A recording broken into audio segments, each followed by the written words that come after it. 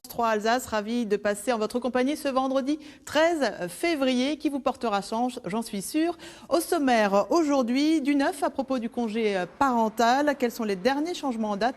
Nous ferons le point avec la caisse d'allocation familiale du Bas-Rhin.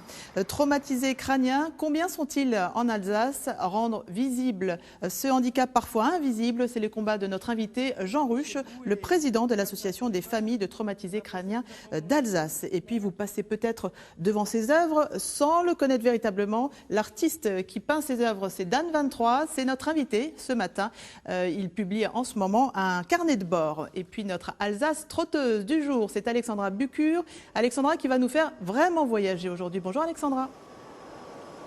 Bonjour Astrid, bonjour à tous. Notre mission aujourd'hui, vous faire un tour du monde. En quelques minutes, nous sommes au salon Tourissimo, au Wacken, 18 000 m², 260 exposants, des hôtels, des agences de voyage. Bref, tout un cocktail pour vous faire rêver, vous faire voyager. À tout de suite. À tout de suite et attention au freinage. Et puis moi, je vais retrouver tout de suite mes invités.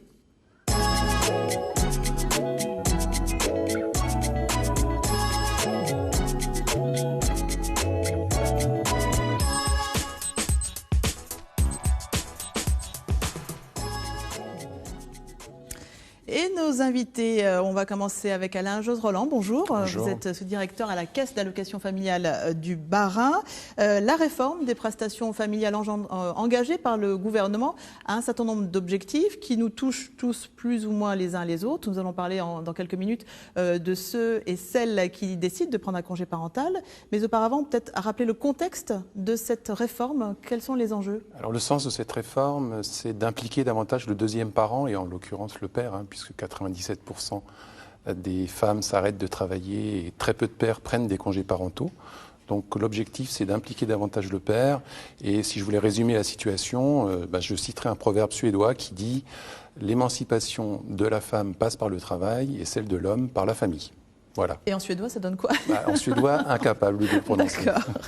À vos côtés, Jean Ruche, vous êtes le président de l'association des familles de traumatisés crâniens d'Alsace. Ça représente combien de personnes dans notre région?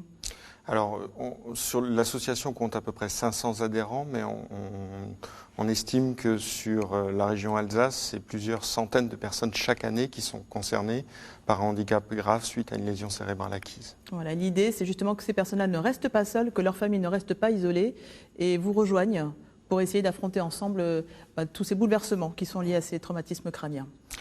L'idée, c'est surtout de trouver des solutions pour l'après-famille, parce que ce sont des personnes qui vont rester dépendantes de leurs proches et qui ont un besoin d'accompagnement quasi permanent. Voilà, nous en parlerons évidemment de manière plus détaillée dans quelques minutes. Auparavant, on va jeter un petit coup d'œil sur la carte météo de ce vendredi matin. Les hautes pressions ont favorisé la formation de brouillards matinaux, une grisaille qui devrait se dissiper en cours de matinée, surtout sur le Haut-Rhin, plus tardivement sur le Bas-Rhin, mais on devrait voir quand même un petit peu de soleil. Le vent reste fort sur les crêtes vosgiennes, beaucoup plus faible en plaine d'Alsace, à peu près 20 km/h du côté des températures. Regardez, c'est un petit peu comme hier, 8 degrés du côté d'Ingwiller et Kutzenhausen, 9 degrés à Strasbourg ou dans Bac-la-Ville, et puis jusqu'à 13 degrés, vous le voyez, du côté de Kems ou dans la région mulhousienne. Revue de presse maintenant, comme chaque jour, avec dans les DNA face à l'horreur. Les DNA reviennent ce matin sur le voyage d'études d'une journée à Auschwitz de 120 lycéens alsaciens. Un témoignage les aura marqués, celui de Ginette Kolinka, matricule 78 599. Parler aux jeunes, dit-elle, c'est ma thérapie. En Alsace, les maladies cardiovasculaires sont responsables d'à peu près 4000 décès par an. Certaines pharmacies participent à partir du 16 février et pour un mois à une campagne de dépistage. Cholestérol, glycémie, hypertension artérielle, surpoids et tabagisme. Un contrôle gratuit qui vous prendra 20 minutes. Le détail justement dans le journal 20 minutes ce matin. Et puis l'hiver ne leur fait ni chaud ni froid. Article complet dans l'Alsace sur les 240 macaques de Barbarie de la montagne des Singes de Kinsheim, dotés d'un pelage d'hiver touffu, bien nourri. Ils profitent en ce moment des 24 hectares du parc pour eux tout seuls. Le public sera de retour le 21 mars prochain. Nous allons ouvrir maintenant notre page infopratique consacrée justement à celles et ceux qui choisissent de prendre un congé parental avec vous, Alain Josserand, de la Caisse d'allocation familiale du Bas-Rhin. D'abord, le congé parental a été touché par la réforme ou pas du tout? Alors, on utilise improprement le terme congé parental pour désigner l'aide de la CAF. Congé parental, c'est le congé que l'on prend vis-à-vis de son employeur.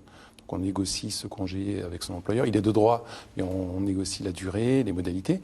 Mais ce congé-là n'est pas du tout impacté. Ça ne vous concerne pas. En fait, en tant que CAF, voilà, ça ne vous concerne pas. Par contre, les prestations versées au titre de ce congé parental, là, vous êtes directement concerné. Voilà, tout à fait. Et c'est là que les choses ont changé. Tout à fait. Depuis le 31 décembre 2014 ou 1er janvier 2015. Qu'est-ce qu'il faut dire? Alors, ça change pour tous les enfants qui naissent à partir du 1er janvier 2015. Sachant que pendant 3 ans, on aura un système transitoire, puisque les enfants nés avant le 1er janvier 2015 sont concernés par la réglementation précédente. Alors, le nom de cette nouvelle prestation s'appelle Prépare. C'est Exit, ce qu'on appelait autrefois le complément optionnel de libre choix d'activité. Oui, c'est la prestation qui va remplacer désormais de plus en plus et définitivement dans 3 ans, ce CLCA, ce complément de libre choix d'activité. Voilà, il y a effectivement une période un petit peu de chevauchement qui est assez naturelle. Alors, qui est-ce qui est concerné par cette nouvelle prestation? Je dirais tout. Alors, soit les mamans qui élèvent seules leurs enfants et qui souhaitent s'arrêter de travailler, soit les couples qui souhaitent également, l'un et l'autre, s'arrêter de travailler pour élever leur enfant jusqu'à l'âge de 3 ans de l'enfant. Quelles sont les conditions d'attribution? Alors, les conditions d'attribution restent les mêmes au titre de ce prépare.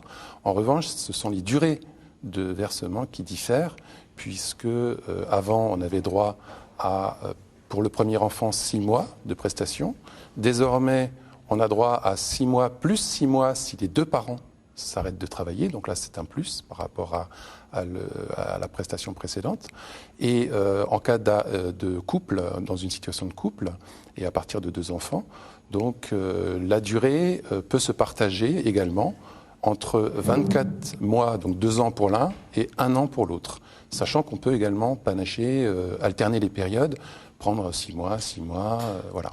Mais en tout état de cause, si un seul des 2 parents s'arrête, il n'aura plus droit à 3 ans, mais ce sera limité à 2 ans. Voilà, l'idée, c'est d'embarquer les 2 personnes du couple, le papa, la maman, dans ce type de congé parental. Comment est calculé le montant de la prestation? Alors, le montant dépend, comme dans l'ancienne formule, pas tout à fait l'ancienne, mais en fait la précédente, si je puis dire. Oui. Le montant varie en fonction de la quotité de travail qui subsiste. C'est-à-dire que le montant est total pour un arrêt total d'activité, le montant est réduit pour une activité réduite à 50%, et le montant est minimum pour une activité de 4/5e, un jour par semaine. Et en moyenne, le montant, c'est combien? Alors, le montant maximum, c'est de l'ordre de 300 et quelques euros. Le montant médian, c'est 250 euros, alors à quelques euros près. Ça, c'est pour quelqu'un qui choisirait de réduire son activité, de passer à temps partiel à 50%. Voilà. C'est 250 à peu près. Voilà, et le montant minimum, c'est de l'ordre de 140 euros. Voilà, alors effectivement, la question qu'on se pose aussi, c'est est-ce qu'il est possible de partager cette prestation entre les 2 parents, du coup? Alors oui, c'est même recommandé si on veut bénéficier du maximum de droits. Donc le 2e parent peut donc effectivement partager et prendre lui-même un congé parental qui sera rémunéré et qui, si les 2 s'arrêtent, ira jusqu'à une durée totale de 3 ans. Que se passe-t-il pour les familles monoparentales qui sont quand même très nombreuses? Oui. Alors là, il n'y a pas la possibilité Alors les familles monoparentales disposent des droits, je dirais, antérieurs. C'est-à-dire que la maman qui se retrouve, par exemple, toute seule pour élever son enfant, va bénéficier donc du droit plein de 6 mois. Et dans le nouveau système, ça va jusqu'à 1 an. Donc la maman bénéficie d'1 an. Parce que c'est famille monoparentale, voilà. On peut aller jusqu'à 1 an. Voilà. Et si elle élève seule 2 enfants ou plus, et qu'elle s'arrête complètement de travailler, effectivement, elle va percevoir sa prestation pendant une durée de 3 ans.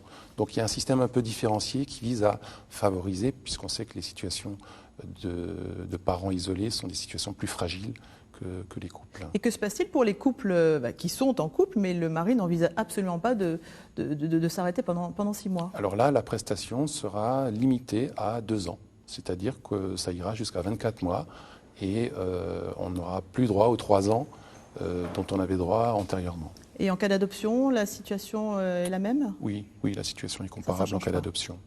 Voilà, la nouvelle prestation pour les parents qui souhaitent réduire leur activité ou s'arrêter pour garder leur enfant. Vous l'aurez compris, ça concerne les enfants qui sont nés à partir du 1er janvier 2015. Ça veut dire que vous avez sans doute pas mal de questions auxquelles vous devez répondre, j'imagine, dans vos services en ce moment.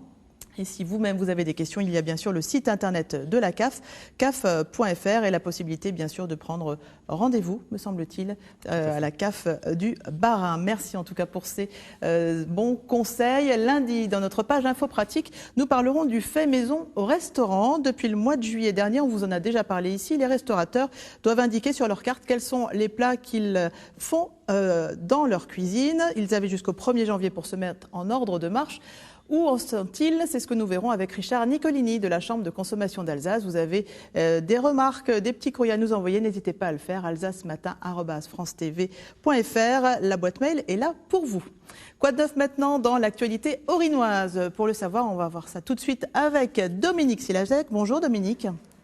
Bonjour Astrid. Ravi de vous retrouver et on va parler de labour dans le vignoble. Et je ne suis pas enrhumée, je précise. De labour dans le vignoble, il s'appelle Boris, il a 13 ans et il pèse 800 kilos, une belle bête, donc un cheval de trait qui travaille avec son maître Eric.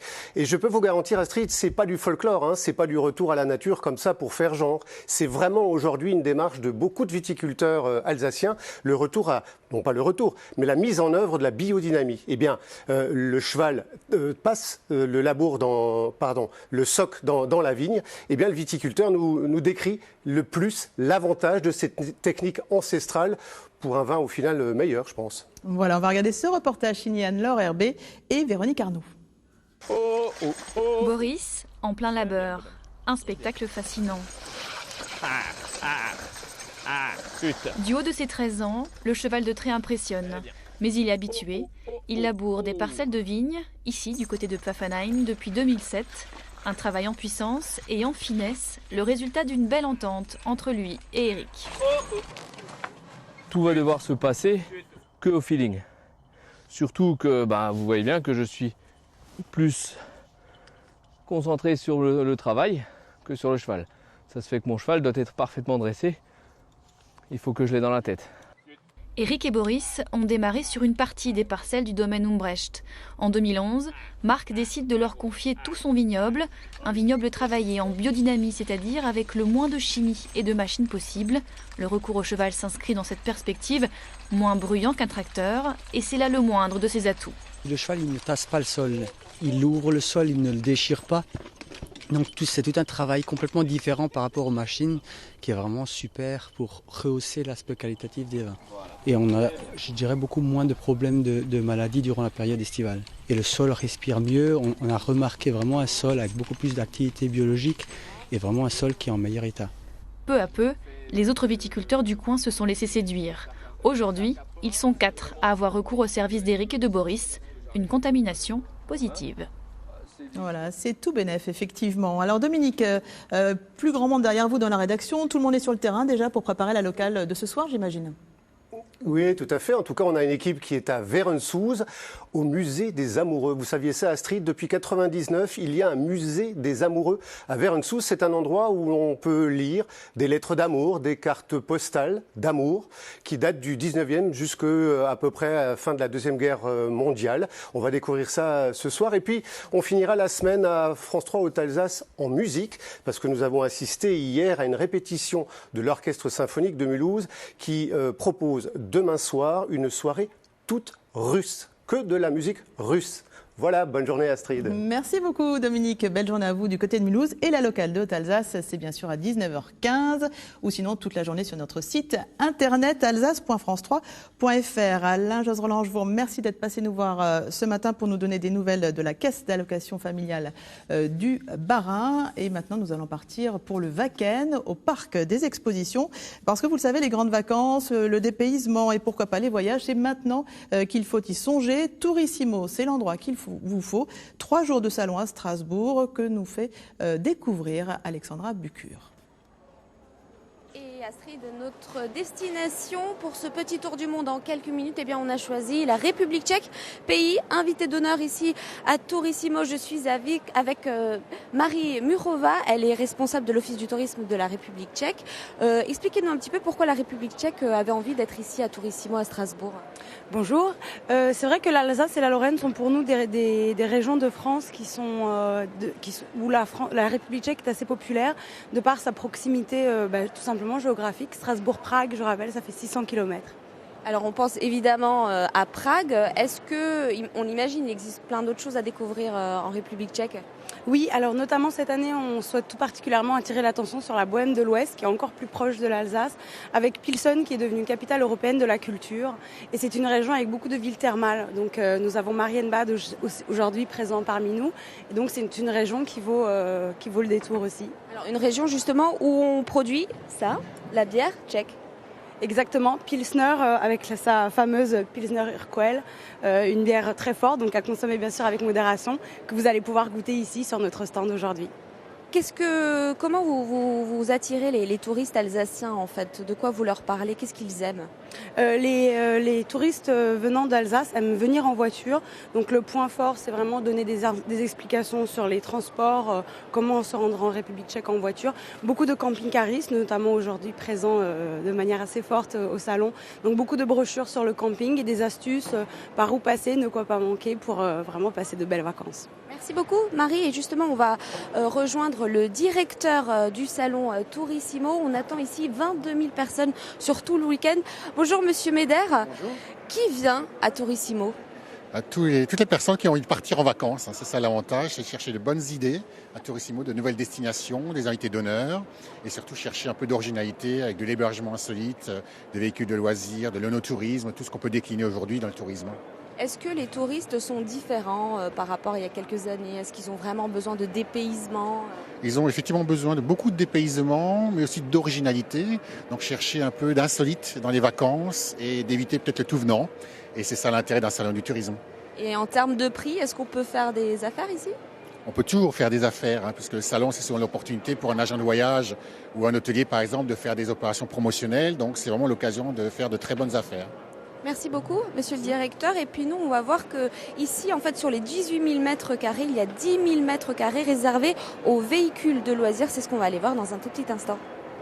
A tout de suite, Alexandra. À suivre dans Alsace Matin, chaque année, on estime à 120 000 le nombre de personnes confrontées à un traumatisme crânien. Pour 10 000 d'entre elles, le traumatisme est sévère. Leur vie et celle de leur entourage peut être totalement bouleversée. Nous allons en parler dans quelques instants avec Jean Ruche, qui préside l'association des traumatisés crâniens d'Alsace. Et puis Dan, comme Daniel, 23, parce que paraît-il, c'est son nombre fétiche. Vous me direz si c'est juste ou faux, Dan 23. Dan 23, l'artiste vient nous rejoindre. Son travail, on peut évidemment le voir au détour d'une rue, sur un mur, une porte rouillée, car c'est bien de street art dont nous allons parler. L'occasion aussi d'évoquer un carnet de bord que Dan 23 est sur le point de publier. Mais avant cela, Route 67 qui se glisse dans les coulisses d'un tournage. Le tournage d'une série qui sera diffusée sur le web. Elle s'appelle Casse-tête. C'est l'histoire d'un couple handicapé, touché par des lésions irréversibles au cerveau, qui va trouver refuge chez un couple de lesbiennes. Une confrontation propice à des échanges comiques, une drôle de leçon et de tolérance aussi. Régine Wilhelm et Marie-Christine Lang.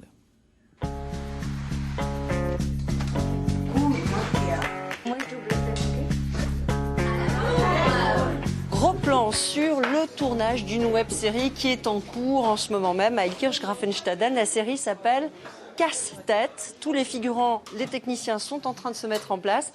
La particularité de cette web-série, c'est qu'elle met en présence des comédiens professionnels et des comédiens amateurs handicapés. Dans 5 minutes, on commence la répétition. Pour Isabelle, ce tournage est un rêve qui se réalise, être comédienne. Cette jeune femme traumatisée crânienne n'aurait jamais imaginé devenir une héroïne de série. Aux côtés de son compagnon, François, lui aussi handicapé, ils jouent des pans de leur propre vie. Le scénario est simple. Un couple de cérébrolésés est victime d'un dégât des eaux dans son appartement. Leur voisine de palier, un couple de lesbiennes, les recueille le temps d'un week-end et découvre l'étendue de leur infirmité. Encore plus fort, François. Rien à foutre, rien à foutre, rien à foutre. Voilà. Lui dit des choses spontanément et regrette après. Ce couple les accueille, puis d'un seul coup, il peut leur balancer des énormités et puis s'excuser après. Ah, pardon, excusez-moi, c'est à cause de ma tumeur. Restez avec nous. Les amis de ma fille sont aussi mes amis. Isabelle, c'est plus ces séquelles d'élocution qui sont mises en avant, mais on le voit. Et par contre, on lui a rajouté un truc qu'elle n'a pas, c'est par exemple des confusions. Il y a beaucoup de traumatisés crâniens qui peuvent, par exemple, le matin, quand ils se réveillent, ne plus savoir s'ils sont morts ou vivants, ne plus savoir si c'est la réalité ou un rêve, et souvent faire des confusions, se croire dans une réalité d'il y a 20 ans, alors qu'ils sont aujourd'hui. On a exagéré les situations, on les a condensées en fait sur 2 jours, un week-end. Elles vont découvrir pendant un week-end ce que c'est que la cérébrolésion et elles ne vont pas être déçues du voyage. Donc tu te souviens, l'année dernière, je t'avais parlé d'un Ce projet. soir-là, les comédiens enregistrent la scène du restaurant. Après avoir claqué la porte de l'appartement après une violente dispute, Isabelle et François retrouvent leur logeuse par hasard. On est chez vous et comme ça répondait pas, on a pensé vous attendre au resto. Merde, les clés. Vu comme on est parti ce matin, on pensait que vous faisiez peut-être la gueule. Pardon. Merci, c'est gentil. Fallait pas. 6 épisodes de 5 minutes chacun sont en préparation. Isabelle et François ont dû répéter leurs répliques de longues semaines. Car quand on a des lésions au cerveau comme eux, la mémoire fait défaut. C'est à l'âge de 14 ans que la vie d'Isabelle bascule. Sa mère et son beau-père sont tués dans un accident de la route. À l'arrière, elle s'en tire avec un traumatisme crânien sévère. Depuis lors, elle est invalide. C'est comme une falaise où on peut tomber, mais moi je suis remontée de l'autre côté. Avec lui? Oui, avec mon bébé. François a une tumeur au cerveau inopérable. Il a rencontré Isabelle dans un groupe d'entraide mutuelle. Non sans difficulté, ils se sont installés ensemble. Ils ne peuvent pas travailler, alors ce film est une diversion extraordinaire. On s'ennuie beaucoup, mais on trouve des occupations. On s'ennuie parce que... L'ordinateur. Oui, l'ordinateur. Comme on ne peut pas travailler, on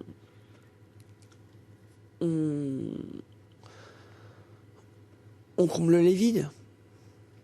Je ne fais plus qu'un. Et c'est ce qui est arrivé. Voilà. La série Casse-tête est née de la rencontre du réalisateur avec l'association des traumatisés crâniens.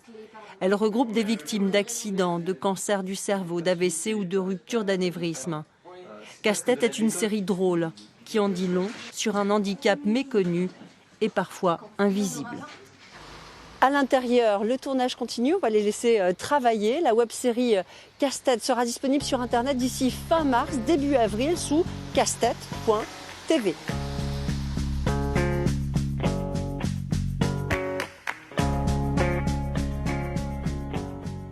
Et précisément, l'association des familles de traumatisés crâniens d'Alsace est représentée ce matin dans Alsace Matin par Jean Ruche, qui est président de cette association.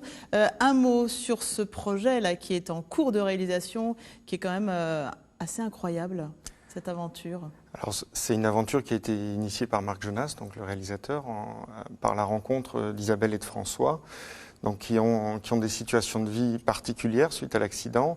Et on a eu l'opportunité, grâce au soutien de donateurs privés et du groupe Humanis, de pouvoir monter une web-série qui parle donc de la vie quotidienne des personnes cérébrolésées avec humour.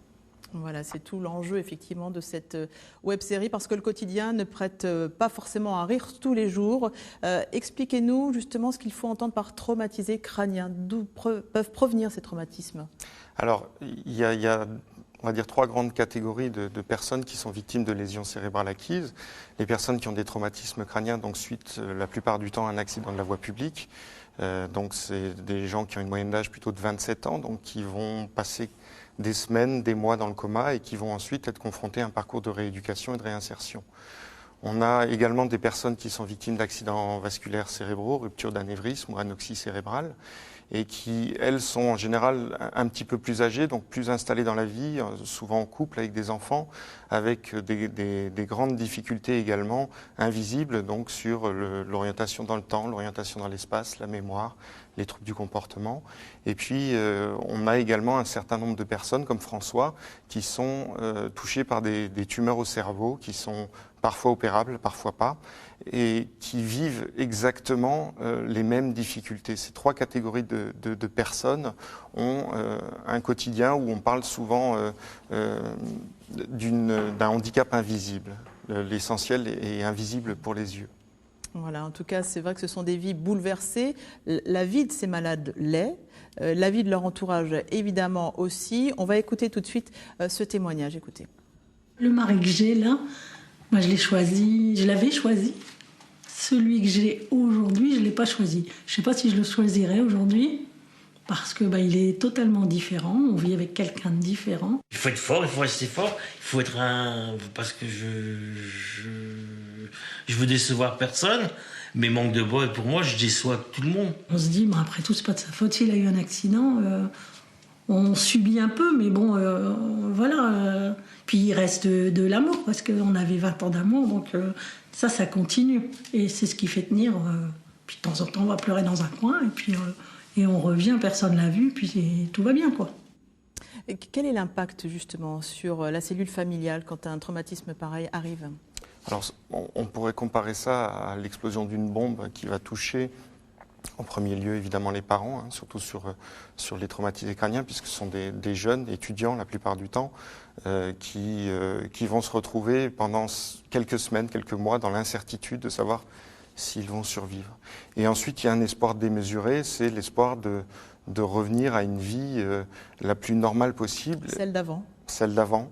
Mais c'est malheureusement bien souvent impossible parce que des séquelles, qu'elles soient physiques ou qu'elles soient cognitives, viennent empoisonner l'existence et empêcher par exemple le retour au travail, empêcher la construction d'une vie sociale, le lien avec les amis d'avant, le lien avec parfois les enfants, puisqu'un certain nombre de parents sont cérébrolésés. Et c'est une véritable catastrophe qui touche principalement les aidants familiaux et puis les blessés, bien évidemment. Voilà, les aidants familiaux, ce sont ses proches qui partagent leur quotidien. Quelles sont les perspectives d'avenir, du coup ? Alors, on a essayé avec Casse-Tête de montrer que malgré cette difficulté, malgré ces accidents, on vit malgré tout. On continue, on reconstruit un projet qui est différent, mais je dirais ce qui tenaille les aidants familiaux, c'est la question du devenir.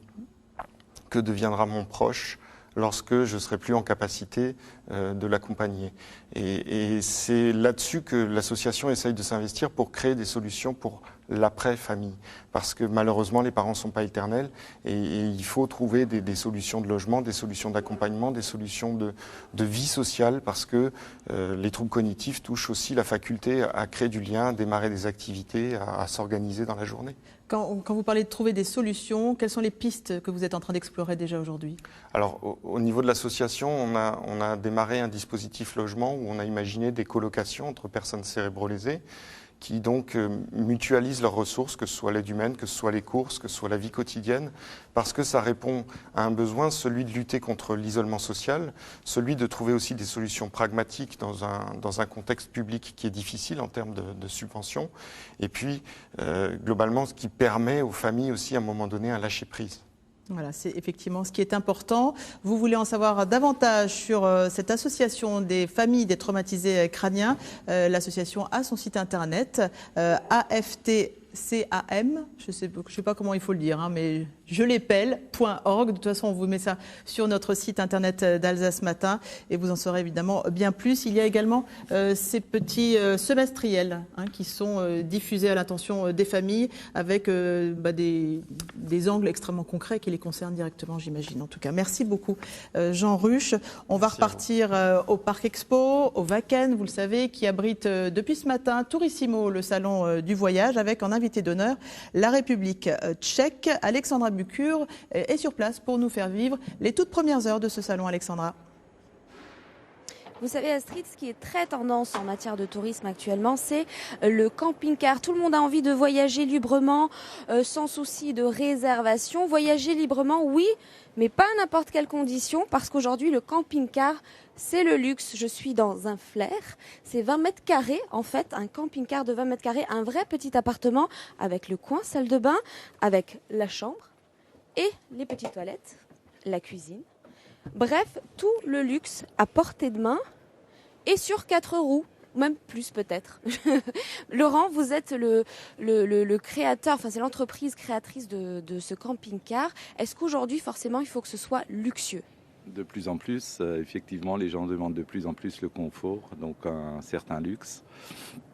Et ils considèrent ça comme un appartement sur roue. Donc, au lieu d'investir dans un appartement à la côte, ils investissent dans un camping-car qui est assez luxueux, où il y a tout le confort. Et ça coûte combien, ce petit objet ? Là, on est proche des 200 000 euros, donc c'est non plus pas à la portée de tout le monde, mais il est vrai, de plus en plus, on a cette clientèle de luxe. C'est fini le van d'il y a quelques années où on partait comme ça, sans se soucier de où on va se laver, où on va manger ? Ça existe encore, mais il est vrai que la clientèle luxueuse a augmenté largement, oui. Est-ce que les gens ont encore envie ? Pourquoi ils choisissent le camping-car, pardon ? Pourquoi ils achètent un camping-car ? C'est une liberté totale, donc on n'a aucune contrainte, on a un endroit qui nous plaît, on s'arrête, on reste sur place et on en profite, donc on n'est jamais lié à quoi que ce soit. Donc on n'a pas cette liaison de manger à midi ou de se coucher le soir à 22h, où voilà, on est totalement libre. Ce sont des camping-cars sur mesure ? Non, ça c'est de la série. Par contre, l'aménagement est plus ou moins sur mesure avec les options, oui. Qu'est-ce que les clients demandent ? Qu'est-ce qu'ils veulent absolument avoir ? À l'heure actuelle, toutes les options, y compris les 2 téléviseurs, le GPL, le GPS, groupe électrogène et ainsi de suite, pour être totalement autonome. Donc en ce moment, j'ai des clients qui font un tour du monde, qui sont des restaurateurs, des très jeunes, qui font un tour du monde pendant 3 ans. Donc ils en profitent en totalité, comme s'ils avaient un appartement. La différence, c'est qu'il est sur les roues. Merci beaucoup, Laurent. Et je rappelle que Laurent Camping, c'est une entreprise strasbourgeoise. Merci beaucoup Alexandra. On va faire un point sur l'actualité régionale de ce vendredi matin tout de suite.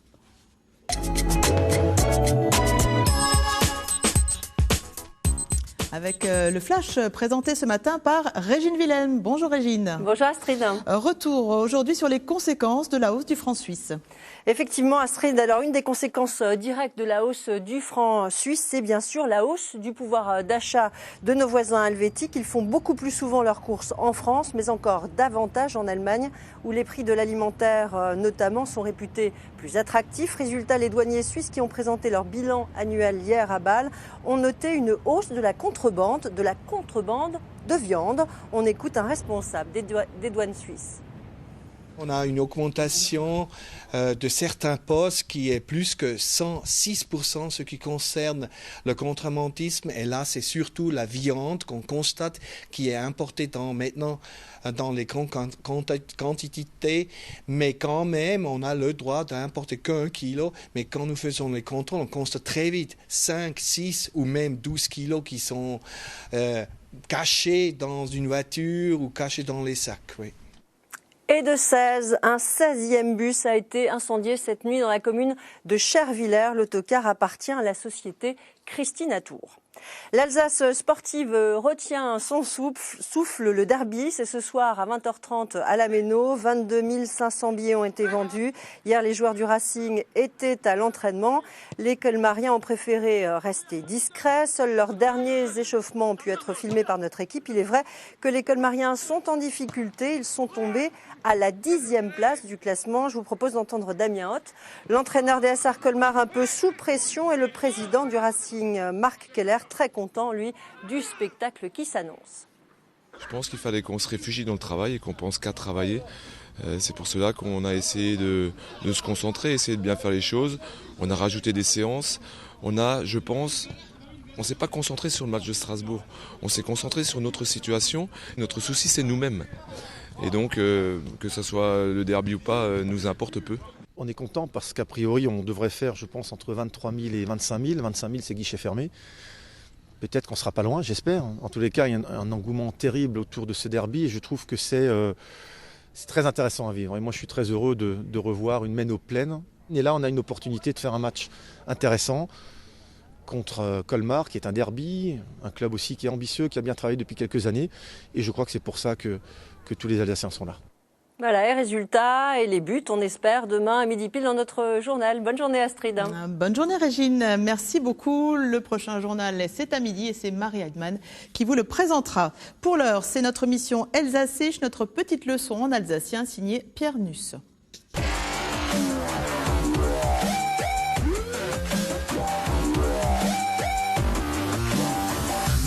Schöner Grüß binander.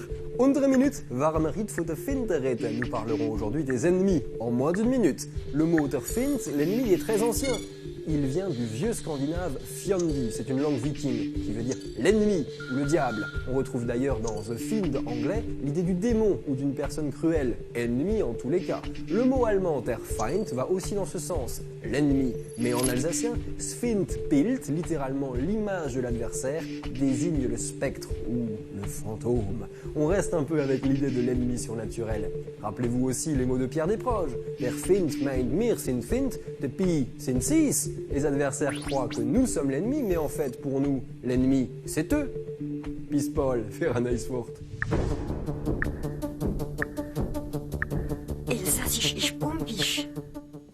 Les rues, les murs sont ces toiles. Dan 23, artiste strasbourgeois bien connu des amoureux de street art, est avec nous sur ce plateau. Vous changez de support en présentant en ce moment un livre qui rassemble vos toiles. Pas forcément mes toiles, enfin il y a quelques toiles dedans, mais surtout les murs. Les murs, voilà. Et puis ces 2 dernières années qui ont été très différentes des années auparavant. Vous avez conçu un carnet de bord, plus qu'un livre d'ailleurs. Ouais, je voulais en faire un petit objet intimiste, plus sous la forme d'un carnet de bord avec des annotations, des petites photos personnelles, histoire de faire rentrer un peu plus à l'intérieur de ces 2 dernières années. Pourquoi ces 2 dernières années? Qu'est-ce qu'il y a eu de si particulier dans votre rétroviseur? Parce que tout simplement, avant, j'étais un peintre strasbourgeois et je suis passé à une dimension un peu plus nationale et internationale. J'ai fréquenté justement les grandes figures, les grands personnages du street art, et j'ai pu accomplir un peu mes petits rêves d'enfant. Faire des façades d'immeubles, des grands murs, Lego. Live painting aussi. Ouais, live painting, mais en fin de compte, ça c'est un peu mon cursus d'avant. Ouais. Pendant 6 ans, j'ai peint sur scène durant des concerts. Et puis à un moment, j'ai décidé d'arrêter et de passer à autre chose. Donc, en tout cas, voilà, ça fait partie de mon parcours. Ce qui est resté quand même, c'est la musique. Parce que quand vous peignez sur scène, forcément, vous peignez dans une ambiance musicale, mais c'est toujours le cas aujourd'hui. Ouais. Bah, ça fait vraiment pareil. Je suis venu à la peinture par la musique, et donc la musique est restée encore prépondérante dans mon travail. Chaque toile ou chaque mur a le nom d'un morceau de musique. Sur votre site, vous mettez votre playlist du moment aussi. Voilà, il y a une petite radio, enfin voilà, donc elle est vraiment extrêmement présente au quotidien. Même, je me lève, j'écoute de la musique, je travaille, j'écoute de la musique. Et c'est une musique en fonction de vos humeurs, ou c'est la musique qui détermine votre humeur et du coup vos peintures? Non, c'est vraiment, c'est un peu des deux. C'est-à-dire que j'aime bien me laisser absorbé par la musique ou au moins la découvrir. Donc tous les jours, j'ai quelques playlists que j'écoute, des radios, et puis comme ça, je vais découvrir des nouveaux morceaux. Jean Ruche, je ne sais pas, vous avez déjà croisé les peintures de Dan 23 dans les rues de Strasbourg? Ça m'est arrivé, oui. Parce que c'est quand même... je trouve que c'est très beau de vous voir travailler, en fait, quand on a la chance de vous apercevoir en train de travailler. Je ne sais pas si c'est encore le cas, d'ailleurs, en ce moment. Là, il fait un peu plus froid, donc je fais du collage d'hiver. L'artiste est frileux quand même, l'artiste d'accord. Non, mais ça m'arrive, mais peu. En fin de compte, c'est assez difficile parce qu'à Strasbourg, ils ont une politique par rapport au graffiti, au street art qui est très répressive par rapport à d'autres villes. C'est illégal? Ouais, c'est complètement illégal. D'accord. Et vos rapports avec la police, ça se passe comment? Bon, de temps en temps, ils vont m'embarquer, mais c'est plus pour la forme parce que quelqu'un les a appelés, ils sont obligés de faire une main courante, mais ça se passe très bien. Ça se passe bien. Ouais. L'importance de dessiner, de s'exprimer, on en a beaucoup entendu parler depuis le mois de janvier. Comment vous vous situez par rapport à tout cela, justement, cette liberté d'expression? Je pense qu'elle est un peu, le mot est un peu galvaudé parce que je ne suis pas sûr qu'elle soit totale, mais par contre, elle est extrêmement utile. Je pense il faut souvent l'associer à la liberté de penser, plus que la liberté de s'exprimer. Je suis assez partisan d'aller découvrir les infos. On a un outil qui est génial de nos jours, c'est Internet. Et donc, par rapport à un sujet de société, on n'est pas forcément obligé de suivre les discours dominants. On peut aller chercher sur Internet, découvrir, par exemple, pour un conflit, quels sont où est situé le pays, les enjeux géostratégiques, politiques, etc. Donc cette liberté de réflexion, elle peut amener après une liberté de parole. Donc je pense que c'est très important de la garder, de la cultiver, de la transmettre. Moi, je m'en sers par rapport à mes peintures, mais voilà, je pense que chacun, à son niveau, a le devoir moral de s'indigner et de pouvoir créer un débat. C'est cette maturité dans l'art qui vous fait réfléchir à tout cela? Vous avez envie de dénoncer des choses aussi dans vos dessins? Voilà. Ouais, c'est important. Je pense que quand on a l'occasion après de s'exprimer, et puis moi à un petit niveau, mais il y a des gens qui suivent mon travail, je pense que c'est important. C'est pas forcément de dénoncer. Moi, ce qui m'intéresse plutôt, c'est d'amener un débat. Rencontre. Par exemple, quand j'étais en Tunisie, je cite souvent cet exemple, j'ai fait un portrait féminin. Des grands yeux féminins sur un mur. Je savais que ça allait provoquer des réactions. On l'a vu passer, effectivement, votre dessin. Le but, c'était vraiment de rencontrer les Tunisiens qui me parlent de leur pays, parce que c'est le pays où le printemps arabe est né. Il y a la Libye qui est juste à côté. Et au début, ils ont pu prendre ça comme quelque chose qui pouvait un peu les agresser. Et le fait de parler, ils se sont rendus compte que j'avais envie de rencontrer leur pays et discuter avec eux. Donc j'ai envie de créer le débat et de comprendre et que chacun donne son point de vue. Mais tout ça dans l'écoute. Voilà, c'est effectivement extrêmement important. Et l'écoute et le regard aussi. Ouais. C'est celui que vous nous proposez, en tout cas, de poser sur vos œuvres dans ce carnet de bord qui s'appelle Street Life, tout simplement, qui est en souscription, me semble-t-il. Ouais. Vous avez atteint le nombre d'exemplaires suffisant pour l'imprimer? J'ai atteint le nombre, mais on peut toujours le commander pour faire monter le nombre. Oui, mais surtout pour enrichir sa bibliothèque aussi. Le livre, donc en souscription, vous pouvez passer commande sur bibliocratie.com. Et bien sûr, pour en savoir davantage sur l'œuvre de Dan 23, il y a son site internet, dan23.com, tout simplement. Merci beaucoup, en tout cas, d'être passé nous voir. On vous emmène une dernière fois à Torissimo. Ça ne sera peut-être pas la Tunisie. On va voir ce qu'Alexandra Bucur nous réserve pour sa dernière intervention. C'est quel pays ou quel mode de voyage, Alexandra, pour l'heure? Alors, c'est un mode de voyage très particulier parce que c'est vrai, quand on parle tourisme voyage, on s'imagine la plage, les cocotiers, les transats. Et bien ici, c'est pas du tout ça. C'est plutôt des stages de survie. Mais beaucoup de gens s'y intéressent. Je suis avec Jean-Noël. Vous avez de plus en plus de clients qui viennent ici se dépasser. Alors la curiosité, effectivement, plaît beaucoup. Le voyage pendant les stages de survie va être intérieur et va être assez local puisque les stages se déroulent en Alsace. Qu'est-ce que vous apprenez à ces clients ?